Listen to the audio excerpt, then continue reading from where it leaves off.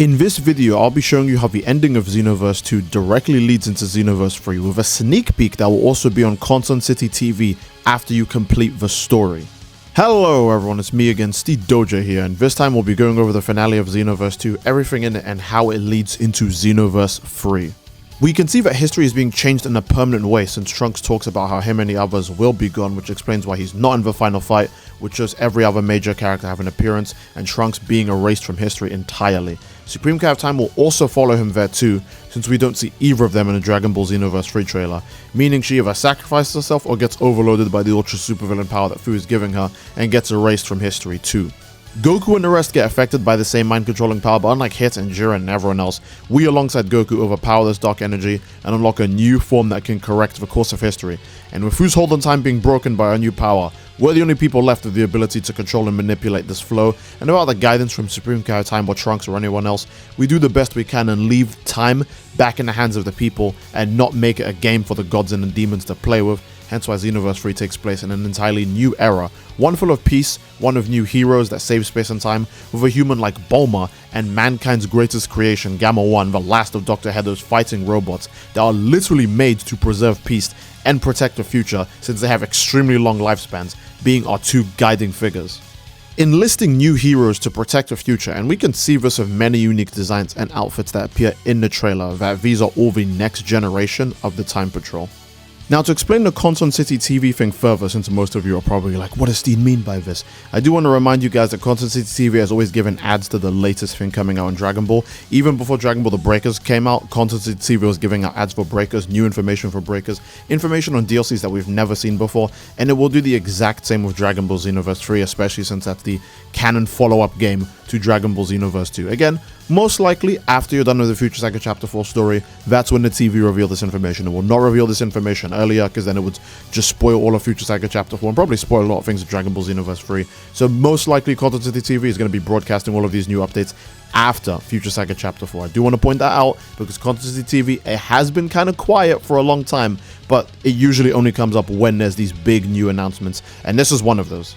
Hell, I wouldn't even be surprised if Conon City actually survives its way into Dragon Ball Xenoverse 3, since again, Xenoverse 1 and Xenoverse 2 always take from good sources. And Xenoverse 3 having an actual Conon City at the launch of the game from the very start, that would be an amazing place for Time Patrollers to meet up in the hub world. But let's not get too distracted, let's get back to the Future Saga story. Now, the best thing about the Future Saga stories is that they are actually very, very easy to simply read and know what's going on. A great example of this is, again, let's go all the way back to Future Saga Chapter 1. Literally, Ultra Super Villain Super Saiyan God Vegeta is just Battle of Gods, but if Vegeta replaced Goku, and if Goku fought Vegeta instead of Vegeta fighting Beerus. That's pretty much it. Then with Transforming DBZ Broly, it's just a movie story, exactly, 1-to-1. The only difference is that you beat up Broly at the end rather than Goku. I think the only part that catches people off guard is Ultra Super Villain Rose Goku Black story, where it's pretty surprising that they end him off with a Super Spirit Bomb Keyblade as the finishing move. That caught everyone off guard, but the rest of the Future Saga is nowhere near as unique. Because following this up, we get Future Saga Chapter 2. The story ends with UI Goku doing exactly what he was going to do to Jiren at the end of the Tournament of Power. So it's the same as the anime as well, just about Goku timing out, and instead he breaks the Ultra Super Villain Crystal, corrupting Jiren.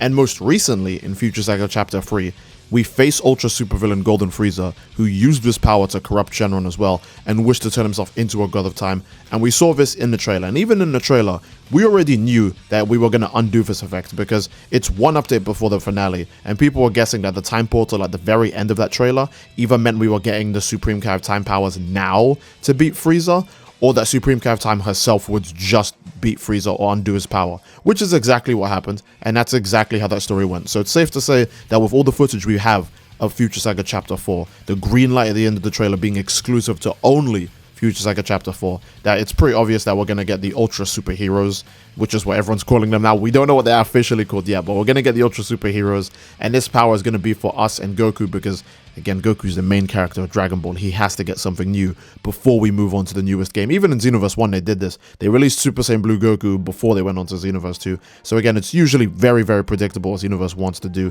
They want to give Goku the new biggest thing, and then they'll move on. If it wasn't Future Saga Chapter 4, they would have ended with the Daima DLC, and then we would have moved on to Xenoverse 3, 100%. In general, celebrating a decade of Xenoverse with a new form of Goku is definitely the most appropriate way to do this. I do want to remind you guys that the decade that Xenoverse has been alive is longer than the airing time for like literally every Dragon Ball anime. That's not a joke. Because the first episode of DBZ in Japan released in like 1989 and the last episode released in like 1996, which means Xenoverse has actually lived longer than the most popular like part of the Dragon Ball anime. That's, you have to like end that off like pretty big. Bandai Namco and everyone knows that this game is the game. It's the game. So that's why they're giving it so much unique treatment. That's why Goku gets a new form at the end of both Xenoverse 1 and 2, where he gets Super Saiyan Blue at the end of Xenoverse 1 and Ultra Superhero at the end of Xenoverse 2.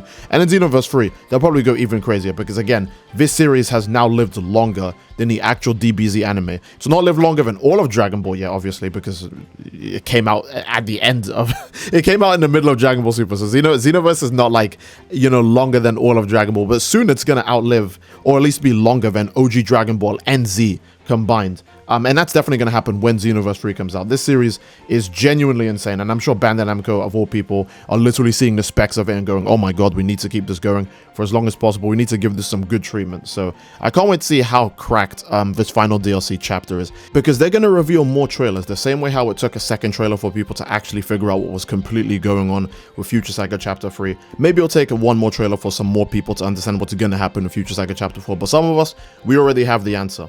We know so far the leaks only say one new playable character, which is most likely 100% Ultra Superhero, Ultra Instinct Goku, and then maybe they might do Supreme Cry of Time and Fu as well, because there's no way the villain doesn't get a new unique form. Again, Xenoverse 2 also still gives unique forms to main bad guys at the end of these chapters, because we got Half Corrupted Fuse Damasu as a like a fightable boss character at the end of Super Pack 4. We also got Demigra in Xenoverse 2, not as a playable character per se, but at least as a unique boss when they added the Legacy Time Patrol story. So again, wouldn't be too surprising for them to add another boss character. Maybe they won't be playable because again, they didn't make Demigra playable or anything, or even Half Corrupted Fuse Damasu, but at least there'll be a new like character model to go off against. This isn't even talking about what could be eventually revealed in the free updates, because again, we are most likely also getting the same Ultra Superhero power-up transformation for our characters. And even if we don't, we're gonna get loads of new unique stuff like Super Souls, buffs, patches. There might even be some netcode fixes in this alongside actually fixing some of the other major bugs in the game, because they're probably going to want to leave Xenoverse 2 in a really alright state before Xenoverse 3. Again, Xenoverse 3 comes out next year, and we're getting this DLC in summer. The DLC is coming out in like a month or two, which means we'd still have to wait like at least 6 more months just to play Xenoverse 3, and that is ridiculous. That's a very long time to be getting no extra content for a game that has its sequel coming out very soon. So it's most likely that this DLC is going to be very big, especially from the free update standpoint, because again, Festival of Universes will also be coming out, and that's going to add even more content to the game. And oh my goodness gracious, there's going to be so much coming to Xenoverse 2, but again, we'd have to wait for the eventual DLC trailers to tell us, you know, what's coming out next, especially for Xenoverse 3, because Xenoverse 3, I want to remind you guys, whatever shows up in a Xenoverse 3 trailer is also something that can be applied to Xenoverse 2. Maybe not completely, but it gives you a good idea of something in Xenoverse 2 that would get transferred over to Xenoverse 3, such as new customization, new transformations, skills, etc. But I think that's a pretty good place to end the video, guys. Again, if you guys enjoyed the video, then please obviously let me know by leaving a like on the video. Don't forget subscribing, as it greatly supports the channel, and leave a comment down below as to any thoughts or feelings or what you would like to see me do next, and that will be it. Again, I do love you all. I hope you all enjoyed, and I'll see you all next time. Take care and peace. Bye bye.